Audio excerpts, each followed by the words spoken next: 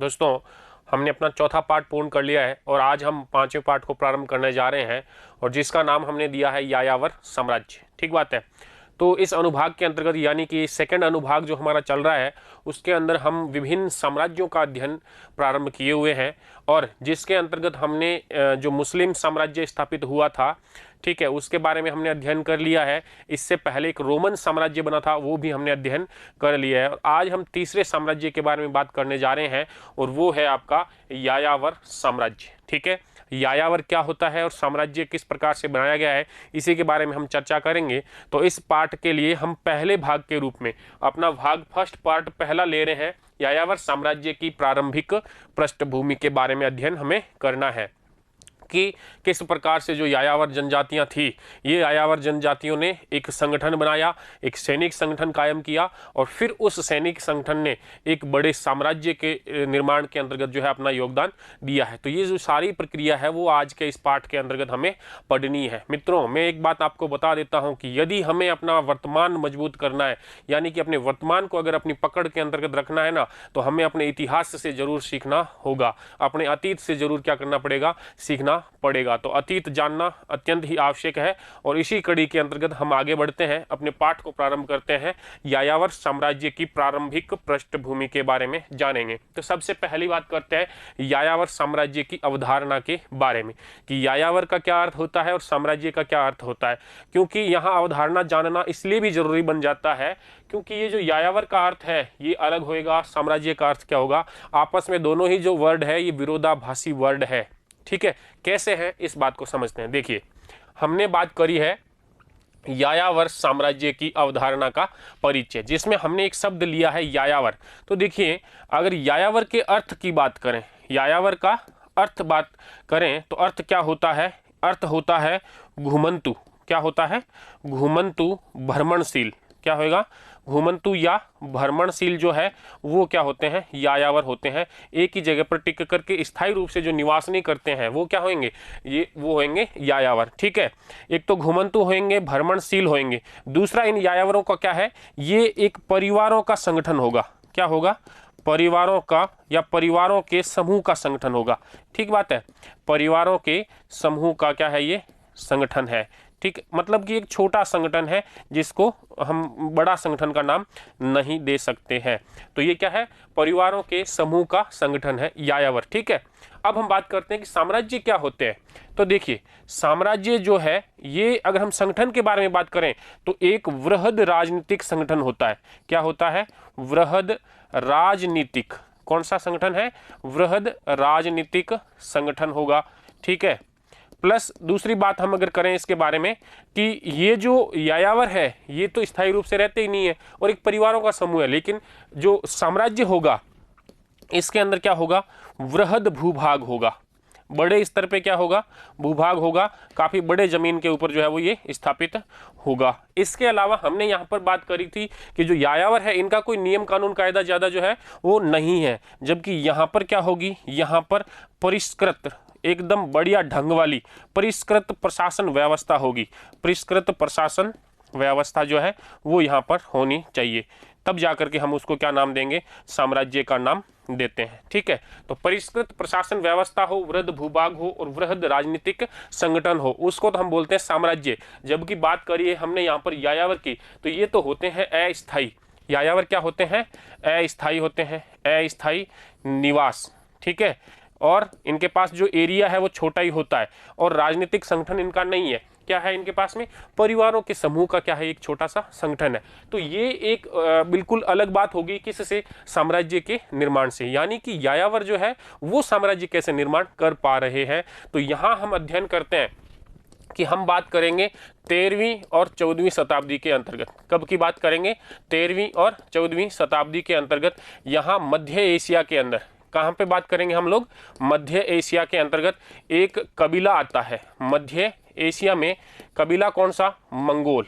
ठीक है। तो हम किसकी बात करने वाले हैं? मंगोलों की बात करने वाले हैं। यानी कि इस यायावर जो साम्राज्य है इसका हम नाम देंगे मंगोल साम्राज्य। क्या नाम देने वाले हैं? मंगोल साम्राज्य नाम देने वाले हैं। तो बात कर रहे हैं 13वीं और 14वीं शताब्दी के अंतर्गत मध्य एशिया के अंतर्गत एक कबीला है मंगोल, और मंगोल कबीले के अंतर्गत भी एक व्यक्ति है जिसका नाम मिलता है हमें चंगेज खान। क्या नाम मिलता है? Genghis Khan. खानों का खान, समुद्र का खान, ठीक है, वो होता है चंगेज खान। चंगेज खान क्या है? सारी चीजें हम चंगेज खान के भाग में इसको पढ़ने वाले हैं। तो मध्य एशिया के मंगोलों का एक नेतृत्व करता है चंगेज खान नामक व्यक्ति, और इस चंगेज खान नामक व्यक्ति ने इस यायावर समूह को क्या बदल डाला? एक साम्राज्य के रूप में बदल डाला। तो इसका मतलब तो ये हुआ कि यहाँ पर जितनी भी सामाजिक, राजनीतिक, सांस्कृतिक जो परंपराएं यायावरों की है उनको तो बदला गया होगा, और उनको बदल करके ये परंपराएं लाई गई होगी कि वृहद भूभाग हुआ, राजनीतिक संगठन बना, और परिष्कृत शासन व्यवस्था जो है यहाँ पर कायम हुई है। यानी कि चंगेज खान ने क्या स्थापित किया है, यहाँ पर हम बात कर लेते हैं। एक तो इसने स्थापित किया है भयंकर सैनिक तंत्र। क्या स्थापित किया है? भयंकर सैनिक तंत्र स्थापित किया है। और क्या स्थापित की है? परिष्कृत प्रशासन व्यवस्था जो है वो इसने स्थापित करी है। ठीक है। तो इन दोनों परिवर्तनों के द्वारा, एक सैनिक तंत्र के द्वारा और एक प्रशासन व्यवस्था के द्वारा, ये वाले जो लक्षण है वो बदल जाते हैं। कौन से लक्षणों में? इन अर्थात साम्राज्य के जो लक्षण है उनमें बदल डालता है। ये यायावरों के लक्षणों को इन दो तंत्रों की सहायता से, सैनिक तंत्र और एक सुपरिष्कृत जो प्रशासनिक व्यवस्था होती है उसकी सहायता से, ये क्या करता है? यायावरों को बदल डालता है। किसके अंतर्गत? यायावर साम्राज्य के अंतर्गत बदल देता है। कौन व्यक्ति बदल देता है? तो ये है चंगेज खान। कौन से कबीले में है? कौन सी जनजाति है ये? मंगोलों से रिलेटेड है, मध्य एशिया में निवास करने वाली है। और कब की घटनाक्रम हम पढ़ने वाले हैं? 13वीं से 14वीं शताब्दी जो है वो घटनाक्रम हम यहाँ पर पढ़ने वाले हैं। तो इसका मतलब अब यहाँ से आपके एक मोटा मोटा जो आइडिया है दिमाग के अंदर वो बैठ गया होगा कि भाई आज के पाठ के अंतर्गत, यानी कि इस पूरे पाठ के अंतर्गत जो 5वां पाठ है यायावर साम्राज्य, जिसको हम कह देते हैं मंगोल साम्राज्य। ठीक बात है। तो हमने अर्थ पता लगा लिया है कि आज हम क्या जानने वाले हैं, और इस पूरे पाठ के अंतर्गत क्या जानना होगा हमें सिर्फ और सिर्फ ये जानना है कि इस यायावर के जो लक्षण थे, इन लक्षणों को इनकी सहायता से परिवर्तित करके और साम्राज्य के अंदर क्या कर दिया है, इन्होंने कन्वर्ट कर दिया है। तो किस प्रकार से ये परिवर्तन दर्ज हुआ है इतिहास के पन्नों के अंतर्गत, वो चीज़ जो है वो आज हमको यहाँ पर जाननी है। ठीक है। तो हम आगे बढ़ते हैं और समझते हैं। सबसे पहले देखिए, हम जानते हैं कि मंगोलों का जो इतिहास है, मंगोल जो है ज़्यादा पढ़े लिखे नहीं है, अर्थात शिक्षित जाति जो है वो ये नहीं है, और इनका जो इतिहास है वो भी ज़्यादा इन्होंने स्वयं ने जो है लिखा नहीं है, अर्थात हमें उपलब्ध भी नहीं होगा। तो हमें कैसे पता चलता है ये पूरा इतिहास जानने के अंतर्गत? तो हमने बात करी पिछले 2 साम्राज्यों के बारे में, जिसमें हमने देखा कि रोमन इतिहास हमने जाना। क्यों जान पाए थे? क्योंकि बहुत ज़्यादा मात्रा में लिखित दस्तावेज जो है वो हमको वहाँ से प्राप्त हुए थे। वो लेखन कला का उनके अंतर्गत जो है वो बहुत ज़्यादा विकास हुआ। उसके बाद में हमने पढ़ा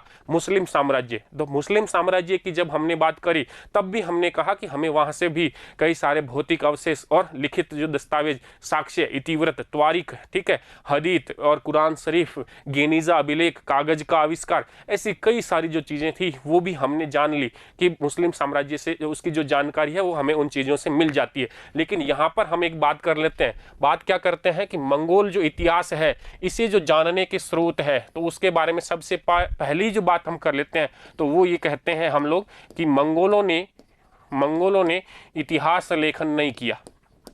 मंगोलों ने क्या नहीं किया? इतिहास लेखन का कार्य बहुत कम किया है। ठीक है। इतिहास लेखन संक्षिप्त रूप से ही किया है। ठीक है। वो भी क्या, प्रारंभिक में तो बिल्कुल भी नहीं, संक्षिप्त रूप से जो है इतिहास जो है वो इन्होंने थोड़ा बहुत जो है इनके बारे में जानने के लिए हमें मिलता है। हमें जितनी भी चीज़ें मिलेंगी अन्य लोगों के द्वारा इनके बारे में लिखे हुए ग्रंथ और कहानियां जो है वो हमें प्राप्त होती है। स्वयं इनके द्वारा लिखा हुआ कोई हमें यहाँ से साक्ष्य प्राप्त नहीं होता। तो देखिए, हम बात करते हैं प्रारंभिक इतिहास के बारे में, मंगोल इतिहास के जानने के अंतर्गत, है ना। तो जो प्रारंभिक इतिहास है उसके अंतर्गत हमें कुछ इतिवृत्त मिलते हैं। इतिवृत्त का मतलब तो हमको पता है ना, त्वारीख, अर्थात समकालीन लेखकों की जो कुछ घटनाएं हमें प्राप्त हो जाती है कि ये जो जनजाति है इस प्रकार से निवास करा करती थी, है ना, तो वो चीज़ हमें यहाँ मिल जाती है। दूसरी बात हमें क्या मिलती है, कुछ लोगों के यात्रा वृत्तांत जो है वो हमें यहाँ से प्राप्त हो जाते हैं, जैसे कि मार्को पोलो, ये एक मंगोल दरबार के अंतर्गत गया था और उसने जो है वहाँ का वर्णन लिखा। इसके अलावा भी कुछ और है, वो अभी हम आगे पढ़ने वाले हैं। इसके अलावा हम बात कर लेते हैं विविध दस्तावेजों की। विविध दस्तावेजों के अंतर्गत भी हमें कुछ चीज़ें ऐसी मिल जाती है जिनसे हमें जो है वो मंगोल साम्राज्य पे प्रकाश हम डाल सकते हैं, जिसके अंतर्गत हम देखेंगे कि जो चंगेज़ खान है इसके द्वारा एक विधि संहिता बनाई जाएगी, जिसको भी हम आगे पढ़ने वाले हैं। तो वो भी एक तरीके का क्या हो गया, हमारे सामने दस्तावेज हो गया। ठीक है, तो कुल मिलाकर के हमने 2-3 चीज़ों के बारे में बात करी है, इतिवृत्त, यात्रा वृत्तांत और विविध दस्तावेज। इनकी सहायता से हम क्या करते हैं, मंगोलों के प्रारंभिक इतिहास के बारे में जानते हैं। अब हम बात करते हैं कि मंगोलों का जो प्रारंभिक के बाद यानी कि उसका जो समकालीन या परवर्ती जो इतिहास है उसके बारे में हमें कैसी अवधारणाएं मिलती है और कैसी पुस्तकों से हमें उसकी जानकारी प्राप्त होती है। तो चलिए आगे बढ़ते हैं। प्रवर्ती इतिहास को जानने के स्रोत, है ना, तो प्रवर्ती इतिहास को जानने के स्रोत के अंतर्गत हम देखें तो यहां से हमें 2 अवधारणाएं मिलती है। कितनी अवधारणाएं दिखने को आती है, 2 अवधारणाएं। ठीक है, 2 अवधारणाएं कौन कौन सी है ये समझते हैं। तो देखिए, जो मंगोल इतिहास लिखा गया है ये 2 अवधारणाओं में बांटा गया है हमारे द्वारा। पहली जो अवधारणा है ये उन लोगों की अवधारणा है जो मंगोलिया के अंतर्गत ही निवास करते हैं। देखिए, मंगोल जो जनजाति है जहाँ पैदा हो रही है, जहाँ पे मध्य एशिया के जिस क्षेत्र की हम बात करने वाले हैं ना, वो क्षेत्र है मंगोलिया। कौन सा क्षेत्र है वो, मंगोलिया का क्षेत्र है। चीन के उत्तरी भाग के अंतर्गत पड़ता है, रूस के दक्षिणी भाग के अंतर्गत पड़ता है। ठीक है, ये हो गया आपका मंगोलिया। तो जो मंगोलिया के निवासी थे, मंगोलिया के क्या थे, मंगोलिया के निवासी, या फिर हम कह दें कि मंगोलिया के अंदर जिन्होंने शरण ले रखी थी, मंगोलियन शासकों ने इनको क्या कर दिया था, अपना शरणार्थी माना था। ठीक है, तो जो मंगोलिया के शरणार्थी है इनमें कौन कौन आ जाएगा, देखिए इनकी अगर हम बात करें तो इसमें कुछ लोग बौद्ध थे। क्या थे, कुछ लोग बौद्ध थे। इसके अलावा कुछ कन्फ्यूशियसवादी थे। देखिए, कन्फ्यूशियसवादी क्या है, ये शब्द जो है ये आपके लिए नया आया है, पहली बार आया है।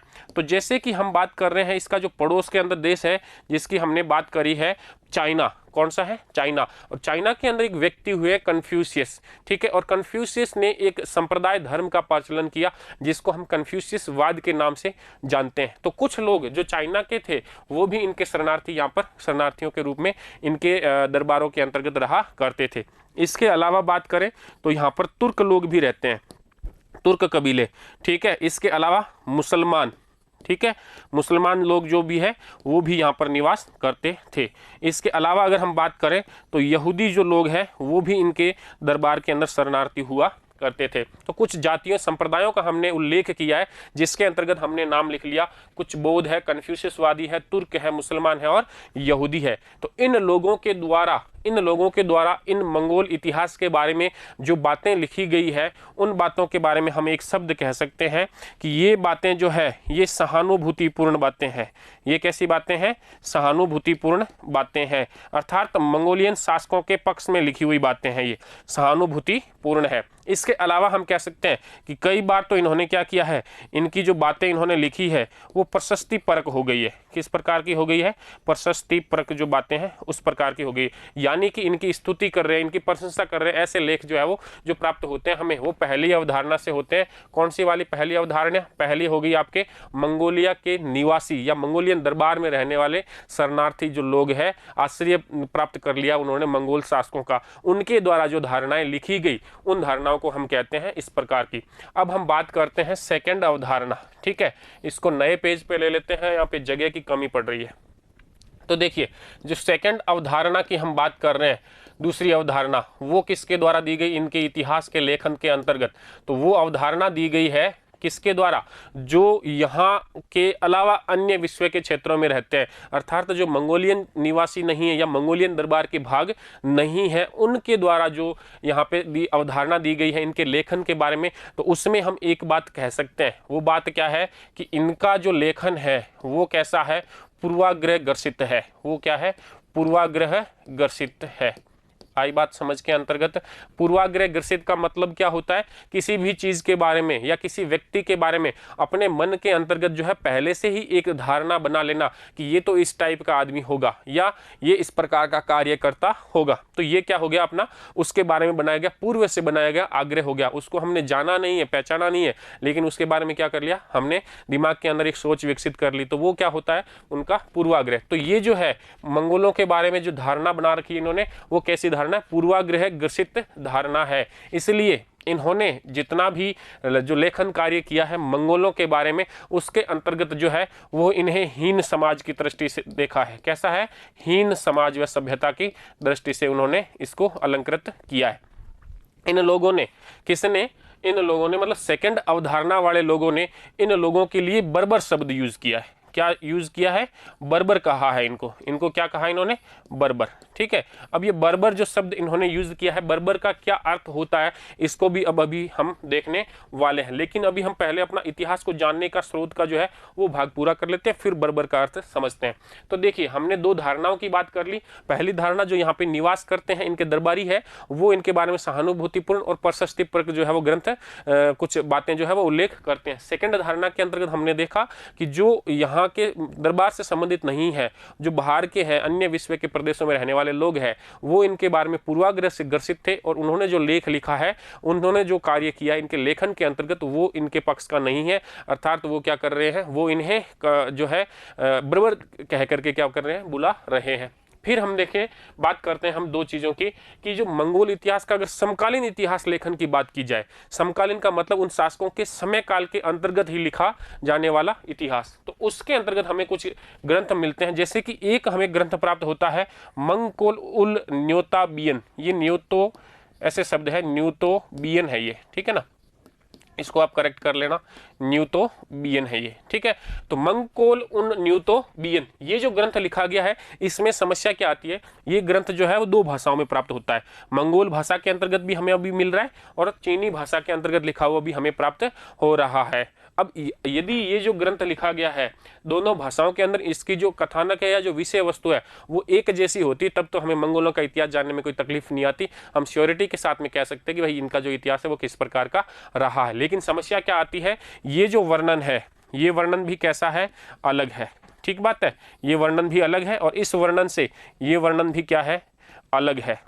इसका मतलब जो विषय वस्तु एक ही ग्रंथ के, एक ही विषय को, एक ही ग्रंथ की विषय वस्तु को अलग अलग भाषा के अंतर्गत जब लेखन किया गया तो दोनों के अंतर्गत क्या है, उनके अंदर भिन्नताएं हैं। तो यहाँ पर ये कार्य विश्वस्त प्रतीत नहीं होता। एक यात्री है जिसका नाम हमने देखा है मार्को पोलो, ठीक है, ये मंगोल राजदरबार के अंतर्गत गया था, ये मंगोल राजदरबार के अंदर भी गया था और मंगोल राजदरबार से वापस लौटने के बाद में उसने अपना जो है वो यात्रा वृत्तांत लिखा। क्या लिखा था इसने, अपना यात्रा वृत्तांत। इसकी इस यात्रा के वृत्तांत से ही कई अन्य जो है व्यक्ति है, जो खगोल व्यक्ति है, उन्होंने यहाँ से प्रेरणा ग्रहण करते हुए विश्व के कई अन्य भागों की खोज भी करी थी। ठीक है ना, तो मार्को पोलो मंगोल राजदरबार के अंतर्गत गया, लेकिन इसका जो लेखन हमें उपलब्ध होता है वो भी दो भाषाओं में लिखा हुआ है। एक तो वो इटली का निवासी था, वहाँ का जो इतालवी भाषा के अंदर उसने ग्रंथ लिखा, और सेकंड हमें जो उपलब्ध होता है वो हो गया लेटिन भाषा के अंतर्गत। लेकिन ये जो दोनों ग्रंथ है, ये भी जो है, इनकी भी विषय वस्तु हमें क्या क्या प्राप्त होती है,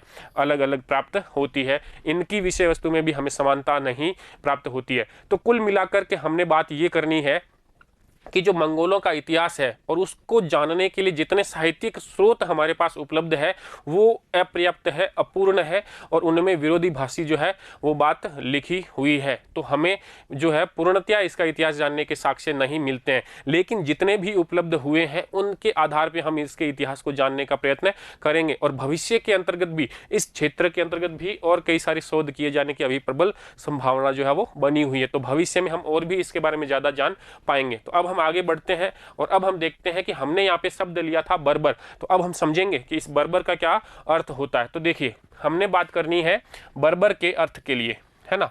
तो बर्बर का क्या अर्थ होता है इसको हम समझें तो अंग्रेजी के अंतर्गत, अंग्रेजी में बर्बर को बोलते हैं बारबेरियन। क्या बोलते हैं, बारबेरियन। जबकि हम बात करें यूनानी की भाषा के अंतर्गत तो इस शब्द का अर्थ होता है बारबरोस। क्या अर्थ होता है? बारबरोस। ठीक है, बारबेरियन अंग्रेजी भाषा का शब्द है, किसके लिए प्रयुक्त हुआ है? बर्बर के लिए प्रयुक्त हुआ है। और बारबरोस यूनानी भाषा का शब्द है, वो भी किसके लिए प्रयुक्त हुआ है? बर्बर शब्द के लिए प्रयुक्त हुआ है। ठीक है, अब हम समझते हैं कि ये जो बारबरोस शब्द हमारे सामने आया है, यूनानी भाषा का शब्द है बारबरोस। इसका अर्थ अगर हम बात करें तो इसका अर्थ होता है गैर यूनानी व्यक्ति। इसका अर्थ क्या होता है? गैर यूनानी व्यक्ति, इसका मतलब हो गया बारबरोस। ठीक है, गैर यूनानी व्यक्ति को इन्होंने क्या कहा? बारबरोस नाम से पुकारा है। किसने? यूनानियों ने। ठीक है, इसलिए यूनानी भाषा का शब्द है। अब इन्होंने गैर यूनानी व्यक्तियों के लिए कहा है कि ये जो लोग हैं अस्पष्ट भाषा बोलते थे। मतलब कौन लोग? जो गैर यूनानी थे, अर्थात जो मंगोल थे। तो इन्होंने मंगोलों के लिए या इन लोगों के लिए, इन जातियों के लिए क्या है, इन कबीलों के लिए एक शब्द यूज किया है कि ये अस्पष्टवादी थे। ठीक है, अस्पष्ट भाषा बोलते थे। क्या बोलते थे? अस्पष्ट भाषा बोलते थे। और इनकी जो आवाज़ है वो समझ में नहीं आती थी, इसलिए इन्होंने कहा कि इन्होंने जो आवाज़ निकाली या जो बात करने की इनकी जो आवाज़ थी वो भीड़ के जैसी आवाज़ होती थी। कैसी आवाज़ होती थी? भीड़ के जैसी आवाज़। हमने भीड़ के जैसी आवाज़ कैसे समझेंगे? देखिए, आपने कमेंट्री सुनी है क्रिकेट मैच की? कमेंट्री, है ना? नहीं सुनी होगी, क्योंकि आपने कमेंट्री का, आप तो टीवी के अंदर देखते हो सिर्फ, है ना? मैच चल रहा होता है, लाइव देखते हो, हाथों हाथ आपके पास खबर आती है। आपके पिताजी को घर में पूछना या जो घर में बड़े लोग हैं उनसे पूछना, आज से 10 साल पहले की स्थिति, जब है ना रेडियो कान के ऐसे लगा लेते थे और फिर उसको बड़े आनंद से सुनते थे। और सुनते भी क्या थे? आवाज़ जो चौका लगा कि छक्का लगा वो आवाज़ तो आती नहीं थी, सिर्फ और सिर्फ क्राउड अर्थात जो दर्शक होते थे उनकी जो आवाज़ आती थी ना, उस आवाज़ वो इतनी मधुरम और मनोरम हुआ करती थी कि सिर्फ उस आवाज को सुनने के लिए रेडियो पूरे दिन कान के लगा के रखते थे। जो कमेंट्री वास्ते में रन कितने बने, क्या हुआ है क्या नहीं हुआ, वो तो कुछ पता चलता नहीं था। तो उस आवाज को भीड़ की आवाज के नाम से जानते हैं। और ये जो भीड़ की आवाज जो होती है ना, उसके लिए बोलते थे कि बर। क्या आवाज आती थी इनको? बर। हम भी बोलते हैं ना कि क्या बड़बड़ कर रहा है, कुछ आवाज क्या बोल रहा है समझ में नहीं आ रहा, बड़बड़। तो ये क्या बोलते थे? बर। और इसी से इन्होंने शब्द क्या बनाया है? बर्बर। आई बात समझ के अंदर? इसी से इन्होंने क्या शब्द बना लिया? नया बर्बर शब्द बना लिया। अब इन्होंने बर्बरों के लिए कुछ विशेषताएं तय कर ली कि जो बर्बर होंगे वो किस प्रकार के होते थे, है ना? तो इसको समझते हैं। देखिए, इन्होंने कहा कि ये जो बर्बर है ये क्या है? इनके लिए इन्होंने कहा कि ये एक तो अस्पष्टवादी है। ये क्या है? अस्पष्टवादी है। ठीक है, अस्पष्टवादी। दूसरी बात इन्होंने क्या करी? इन्होंने कहा कि एक तो ये बोलना नहीं जानते। ठीक है, इसके अलावा ये डरपोक होते हैं। ये कैसे होते हैं? डरपोक होते हैं, कायर होते हैं। ठीक बात है। और क्या भाई? इन्होंने कहा कि ये जो लोग हैं ये स्वशासन चलाने में असमर्थ होते हैं। ये क्या होते हैं? स्वशासन चलाने में असमर्थ होते हैं। स्वशासन चलाने में ये क्या है? असमर्थ होते हैं। इसके अलावा इन्होंने कहा कि ये आलसी टाइप के लोग होते हैं। ये कैसे होते हैं? आलसी होते हैं। ठीक। और क्या कहा इन्होंने? कि ये असभ्य होते हैं। क्या होते हैं? असभ्य होते हैं, हिंसक प्रवृत्ति के होते हैं। किस प्रवृत्ति के? हिंसक प्रवृत्ति के होते हैं। तो ये कुछ इन्होंने क्या करा? इनके बारे में पूर्व धारणाएं निर्मित की। इनके बारे में इस प्रकार का जो है वो यूनानियों ने लेखन किया। यूनानियों ने क्या कहा कि ये भीड़ के जैसी आवाज़ निकालते हैं, कुछ पता तो चलता नहीं है बोलते क्या है, इसलिए इन्होंने बोला कि ये बर्बर है। ये क्या है? बर्बर है। और बर्बरों की कुछ विशेषता इन्होंने बताई। अस्पष्टवादी है अर्थात क्लियर बोलने में सक्षम नहीं है। दूसरा, डरपोक, कायर बोला। इनको स्वशासन चलाने में असमर्थ बताया। इनको आलसी बताया, असभ्य बताया, और जो है वो हिंसक प्रवृत्ति के लोग इनको बताया। और इनकी जो ये धारणा है, ये जो विशेषता है, ये विशेषता विश्व के अन्य भागों के अंतर्गत भी इसी शब्द का इन विशेषताओं के लिए प्रयोग होने लगा।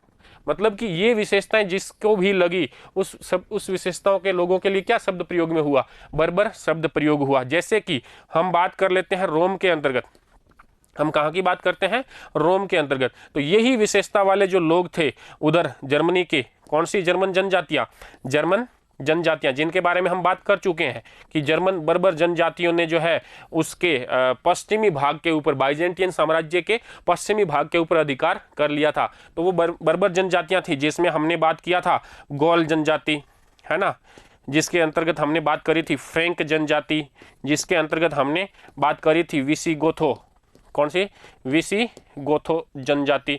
तो ये जो जनजातियां हैं इनको क्या नाम दे दिया, रोम वासियों ने इनको भी क्या कह दिया, बर्बर कह दिया। तो बर्बर जो है एक जाति सूचक शब्द है, ठीक है। कुछ विशेषताओं को तय कर दिया गया कि अगर ये विशेषताएं, हालांकि ये विशेषताएं उनमें है कि नहीं ये कोई कंफर्म बात नहीं है, लेकिन जो शासक वर्ग के द्वारा कुछ ऐसी जातियां जो बर्बर प्रकार की, उन्होंने उनका नामकरण कर दिया और कुछ ऐसी विशेषताएं उनके अंतर्गत देखी तो उनको क्या कह दिया, बर्बर कह दिया। वो अलग अलग जातियां हुआ करती थी, ठीक है। जैसे कि मंगोल हो गए तो उनको भी बर्बर कहा, गौल, फ्रैंक, विसिगो तो उनको भी बर्बर कहा, तुर्क जो लोग थे उनको भी इन्होंने क्या कहा, बर्बर ही कहा। तो बर्बर का अर्थ हमने समझा, दो अलग अलग भाषाओं के अंतर्गत हमने देखा।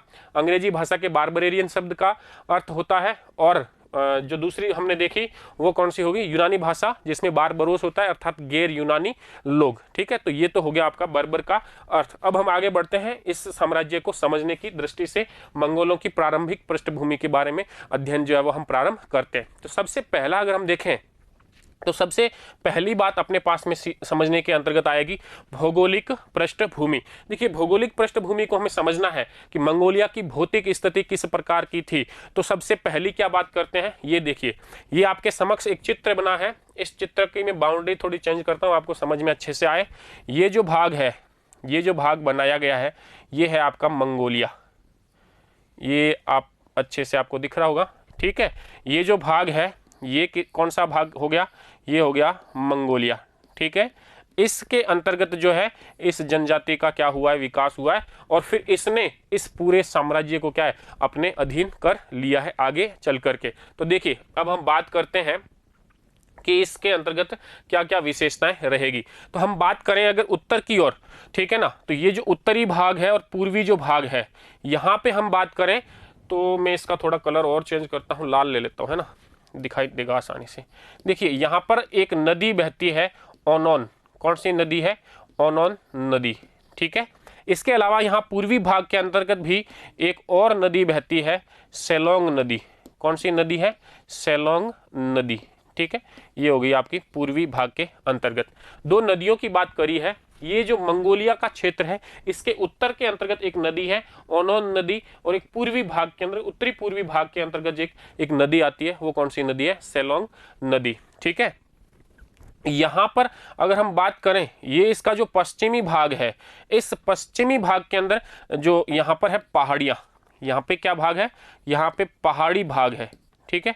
यहाँ पर पहाड़ियाँ स्थित है, लेकिन इन पहाड़ियों की बात करें तो ये पहाड़ियाँ है कैसी, तो ये बर्फीली पहाड़ियाँ हैं। कैसी पहाड़ियाँ हैं, बर्फीली पहाड़ियाँ हैं यहाँ पर इसके पश्चिमी भाग के अंतर्गत, ठीक है। इसके अलावा इसका नाम भी मिल जाता है हमें, ऑल्ताई की पहाड़ियाँ मिलती है यहाँ पे। कौन सी पहाड़ियाँ हैं, ऑल्ताई की बर्फीली पहाड़ियाँ मिल जाती है इसके पश्चिमी भाग के अंतर्गत। बात करें इसके दक्षिण के अंतर्गत, इसके दक्षिण के अंतर्गत तो यहाँ पे पड़ता है आपका शुष्क गोबी मरुस्थल। कौन सा है, गोबी मरुस्थल, ठीक है। ये पड़ता है इसके दक्षिण के अंतर्गत, ये शुष्क प्रकार का है। कैसा हो गया, शुष्क गोबी मरुस्थल। ये हो गया आपके इस मंगोलिया के दक्षिणी भाग के अंतर्गत, ठीक है। और इसके अलावा इसको जो पूर्वी भाग है, यहाँ पर भी बर्फीली पहाड़ियाँ हैं। यहाँ पे भी क्या है, बर्फीली पहाड़ियाँ हैं, और इन बर्फीली पहाड़ियों में क्या है, बर्फीली पहाड़ियों के अंतर्गत जो है वो बर्फ के झरने जो है वो यहाँ पर बहते रहते हैं, झरने मिलते हैं हमें, बर्फीले झरने हैं।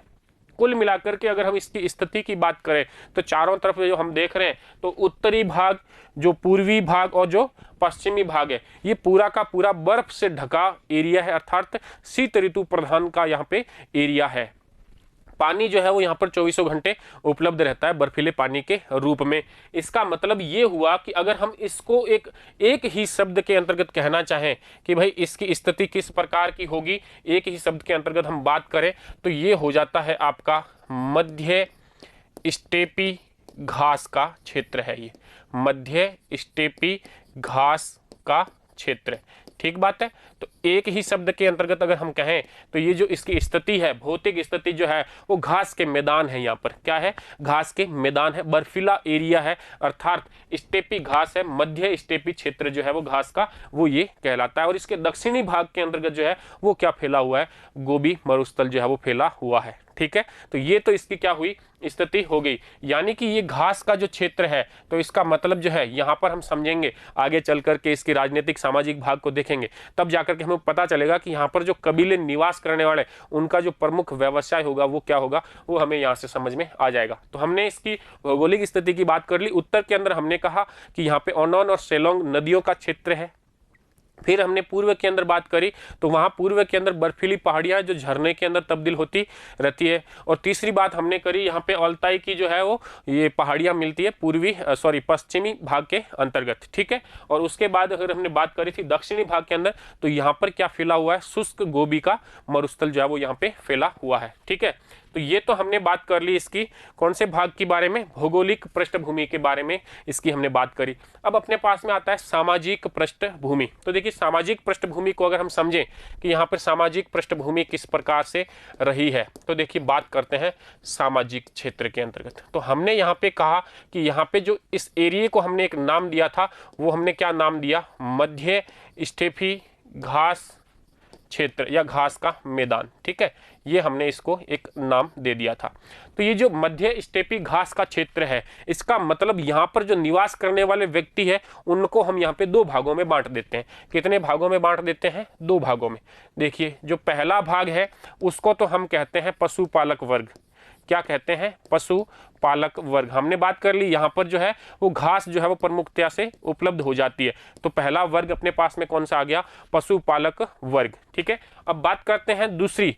तो दूसरा जो यहाँ पे वर्ग आ रहा है वो शिकारी संग्राहक समाज है या शिकारी संग्राहक वर्ग।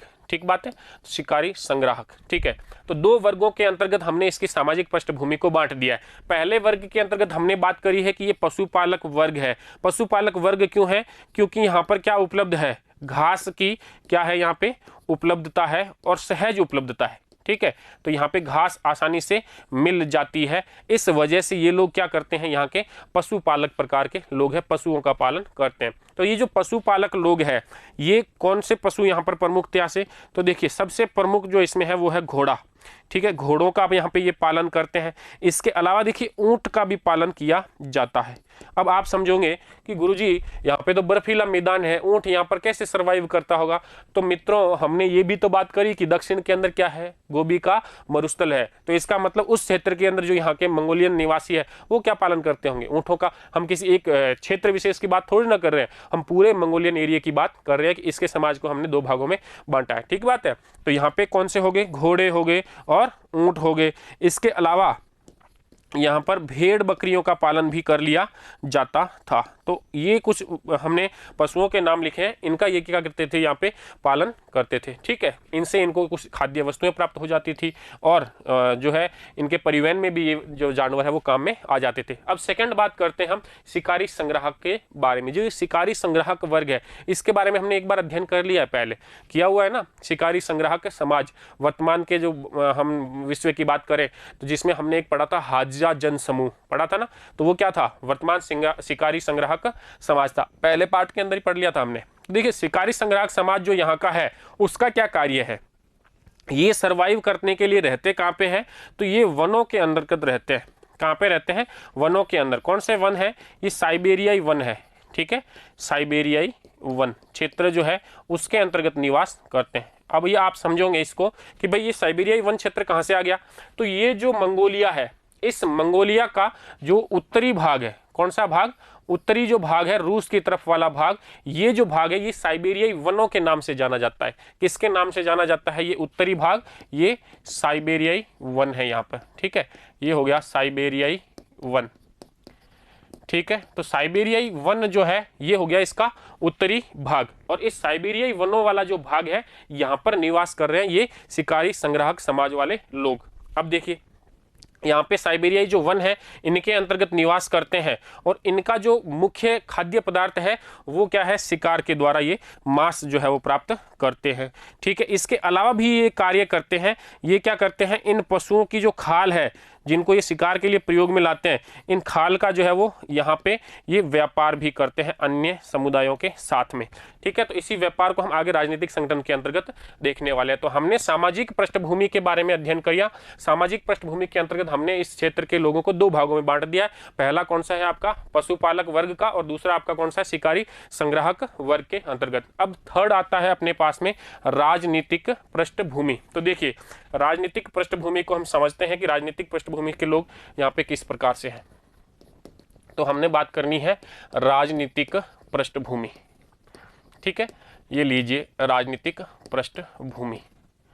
तो इसमें अगर हम बात करें राजनीतिक पृष्ठभूमि के अंतर्गत तो हमने दो चीजें यहाँ पर देख ली है। एक तो हमने ये देखा कि यहाँ पर पशुपालक वर्ग है। कौन सा वर्ग है, पशुपालक वर्ग। ठीक है, और दूसरी बात हमने यहाँ पे करी कि यहाँ पे जो दूसरा है वो कौन सा है, शिकारी संग्राहक समाज है। कौन सा है, शिकारी संग्राहक समाज। ठीक है, अब ये जो पशुपालक वर्ग है और ये शिकारी संग्राहक समाज जो है इनका कार्य क्या है, देखिए इनका कार्य क्या है। ये यहाँ पर पशुपालन तो करते हैं और यहाँ से कुछ छोटी मोटी खेती का कार्य भी ये कर लेते हैं, जबकि जो शिकारी संग्राहक समाज है ये भी क्या करते हैं, शिकार के द्वारा जो है अपना जीविकोपार्जन का कार्य करते हैं। यहाँ पे कृषि प्रमुख रूप से जो है वो प्रचलित में नहीं है, मतलब कि कृषि का संसाधन इतना यहाँ पर नहीं है कि ये इसकी जनसंख्या का क्या कर सके, भरण पोषण कर सके। तो ये क्या करते हैं कि पशुपालक वर्ग है इनके द्वारा मान लीजिए कभी वर्षा नहीं होने पर क्या हो गया,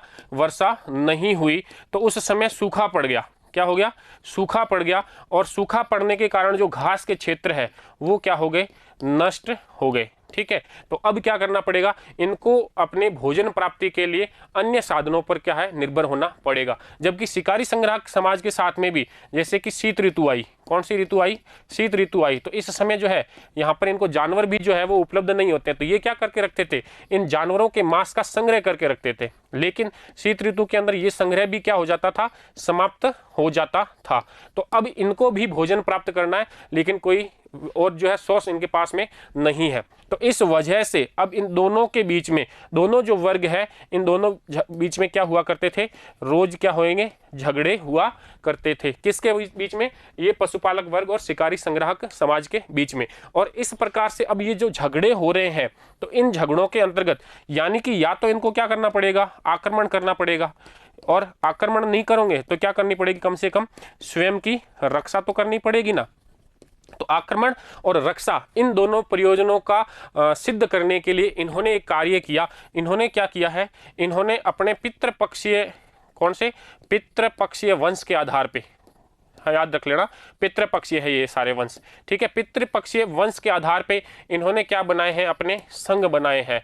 परिसंघों का इन्होंने क्या किया है, निर्माण किया है, परिसंघ बनाए हैं, गुट बनाए हैं, अपने अपने कबीले के अंदर उन्होंने विस्तार किया है, किसी अन्य कबीले को भी अपने साथ में ले लिया है जो थोड़ा शक्तिशाली है। तो अब वो क्या कर पाएंगे कि ये जो आपसी झगड़े हैं इन झगड़ों के अंदर जो है वो अपनी उच्चता को सिद्ध करने के लिए इन्होंने क्या निर्माण कर लिया, यहाँ पे परिसंघों का निर्माण कर लिया। तो इस तरीके से हमने राजनीतिक क्षेत्र के अंदर बात करी कि जो है यहाँ पे क्या निर्मित हो रहे हैं, अब परिसंघ निर्मित हो रहे हैं। और ये जो परिसंघ है ये परिसंघ ही धीरे धीरे आगे चल करके किस में बदल जाएंगे, राजनीतिक संगठन के अंतर्गत जो है वो बदल जाएंगे। तो देखिए समझते हैं राजनीतिक संगठन कैसे बन जाते हैं। सबसे पहले हमने बात करी परिसंघ, और परिसंघ बदलेंगे किसके अंतर्गत, राजनीतिक संगठनों के अंतर्गत बदलेंगे। कुछ परिसंघों के आपके समक्ष नाम लिखे हैं, जैसे कि सियुंग नू जो है ये तुर्क परिसंघ है। कौन सी जाति का है, तुर्क है। जुआन ये है मंगोल का, किसका है, मंगोलियन है। एप्थलेट ये भी एक परिसंघ है जो मंगोल का है।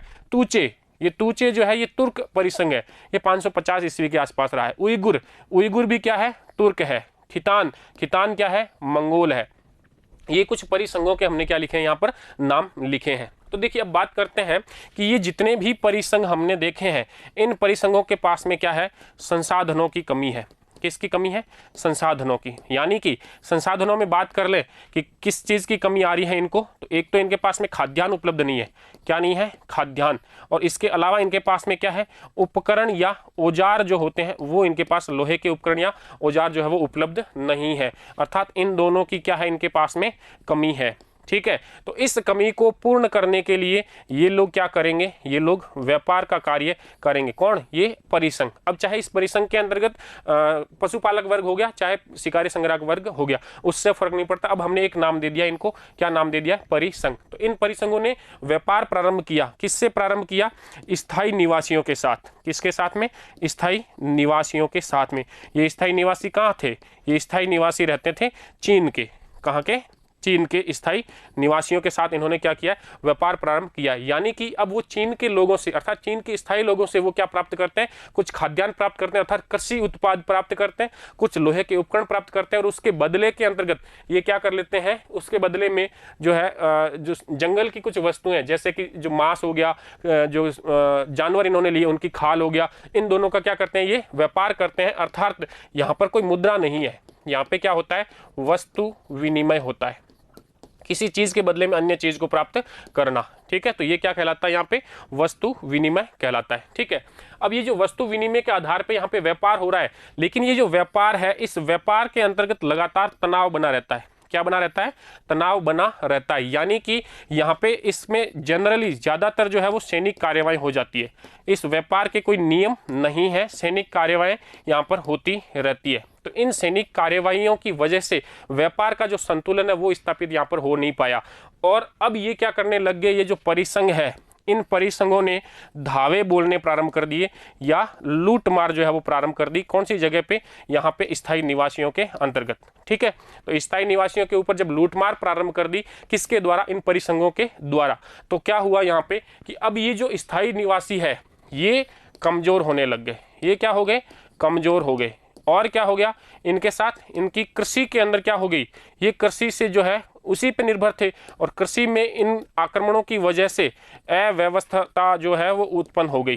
ठीक है, तो अव्यवस्था उत्पन्न हुई किसके अंदर? कृषि के अंदर। चीन के स्थायी जो निवासी है उनके कार्य के अंतर्गत। तो अब इन्होंने क्या करवाया? आगे चल करके एक शासक आता है चीन के अंतर्गत, और उसने इन बर्बर जातियों के आक्रमणों को, अर्थात इन परिसंघों के, इन जनजातियों के आक्रमणों को रोकने के लिए क्या किया है? परिसंघों के आक्रमणों को बंद करने के लिए, या परिसंघों के हमलों से बचाव करने के लिए, परिसंघों के हमलों से बचाव करना इनको, क्योंकि इनके साथ में जो व्यापार है ना तो कोई लाभप्रद है और ना ही व्यापार जो है वो कुछ ढंग का स्थापित हो पाया है। दोनों ही पक्षों की गलतियां रही हैं, परिसंघों की भी रही है और स्थायी निवासी जो है वो भी रहे हैं। देखिए इस जो हमला है, इस हमले के अंदर जो नुकसान है वो किसको हो रहा है? वो चीन के स्थायी निवासियों को हो रहा है, क्योंकि परिसंघों को कोई नुकसान नहीं हो रहा। इन आक्रमणकारियों का तो कोई नुकसान नहीं है, क्योंकि ये आते हैं, लूटमार करते हैं और भाग करके काफी दूर चले जाते हैं। तो जो वापस जो प्रतिक्रिया होनी है वो उसका कोई नुकसान इनके ऊपर होता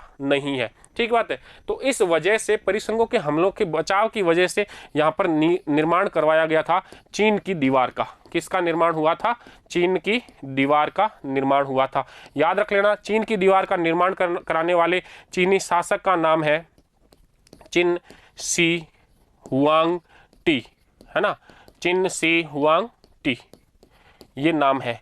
ये चीन की दीवार का निर्माण कराने वाला व्यक्ति है। जितनी लंबी चीन की दीवार उतना ही लंबा दीवार के निर्माण करने वाले का नाम है। ठीक है, याद रख लेना आराम से, चिन शी हुआंग टी। ठीक है, दीवार के ऊपर बैठ के चाय पियो, किसकी दीवार के ऊपर? चीन की दीवार के ऊपर, याद रह जाएगा आसानी से। ठीक है, अब देखिए चीन की दीवार का इन्होंने निर्माण तो करवा दिया, लेकिन थोड़ा हम आगे चलेंगे तब एक ऐसा भूचाल आएगा जिसके अंतर्गत एक व्यक्ति जो है वो इस चीन की दीवार को क्या कर लेगा?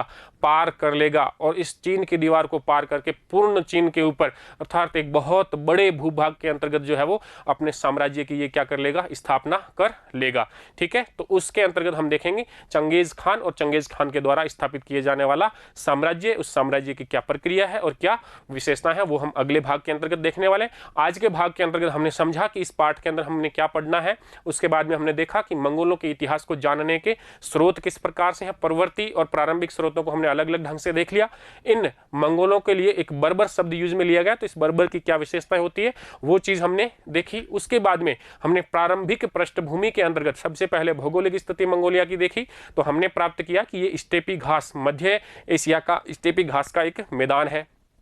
फिर हमने सामाजिक पृष्ठभूमि देखी, तो हमने बात करी कि यहाँ पे पशुपालक और शिकारी संग्राहक वर्ग दोनों प्रकार के जो है वो यहाँ पे अस्तित्व में है, और इनमें आपसी झगड़े के कारण जो है वो परिसंघों का निर्माण होता है। ठीक है। फिर हमने राजनीतिक स्थिति की बात करी इनके, तो राजनीतिक पक्ष के अंतर्गत हमने बात की कि ये जो परिसंघ है अब ये व्यापार प्रारंभ करते हैं चीन के जो स्थायी निवासी है उनके साथ में, और इस व्यापार के अंतर्गत तनाव अधिक रहता है, सैनिक कार्यवाही अक्सर हो जाया करती है, तो इस वजह से इनके अब व्यापार तो बंद हो गया और इन्होंने क्या कर दिया जो है धावे बोलने प्रारंभ कर दिए स्थायी लोगों के ऊपर। तो स्थायी लोगों की कृषि व्यवस्था जो है वो पूरी भंग हो जाती है और इनको ज्यादा कोई नुकसान होता नहीं है। तो इस वजह से चीन का एक शासक आता है चिन शी हुआंगटी, उसके द्वारा चीन की दीवार का निर्माण कराया जाता है इन बर्बर हमलों को रोकने के लिए। लेकिन अगले भाग के अंतर्गत हम देखेंगे कि एक व्यक्ति आएगा जो इस दीवार को पार कर लेगा और संपूर्ण चीन को क्या करेगा, अपने अधीन में कर लेगा और विश्व के अंतर्गत एक बहुत बड़े साम्राज्य का निर्माण करेगा जिसका नाम होगा चंगेज खान। ठीक है, तो इसको हम देखेंगे अगले भाग के अंतर्गत। तब तक के लिए धन्यवाद।